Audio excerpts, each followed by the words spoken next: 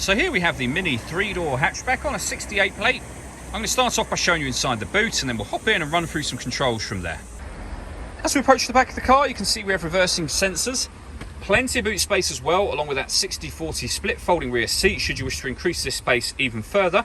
And then this tray section will fold up and store away behind those seats to give you even more space again.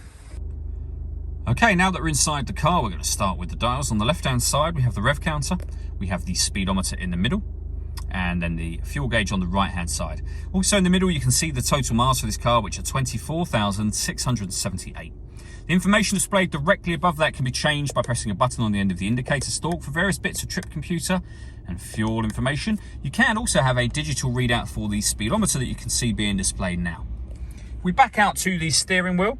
On the left-hand side, we have speed limiter, and on the right-hand side, stereo and phone controls. The phone controls can only be used after such time as you pair the phone up, and that is done over on the touchscreen in the center just here. Hit the phone icon, and then manage mobile devices, and follow the instructions on screen from there. You don't have to use the touchscreen. You can see that I'm moving around now, for example, and I'm doing that by using this dial. There's a collection of buttons that surround it, but basically everything can be done off of the dial. So you can highlight, for example, your music options. Push the dial in, you can rotate it down. You can see we have DAB and FM radio, Bluetooth audio, and USB input as well. You can press the menu button down there to get back to the main menu and access your satellite navigation.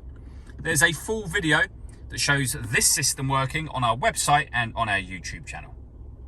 Working our way down from that, we have dual zone climate control. So you can adjust the passenger and driver temperature. You can increase and decrease the fan speed. You can determine what direction you'd like the air to be distributed in once it enters the car. When you're happy with those settings, that button turns your air conditioning on. It'll turn it off again as well. Or hit auto. In doing so, the car will now take control of the fan speed and the direction of the air to maintain those temperatures for you. Press auto again, you'll go back to your own settings.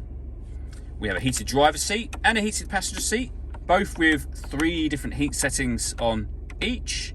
And then beneath that, we can turn the traction control off, we can turn the stop and start off, and we can turn the engine for the car on and off from here as well.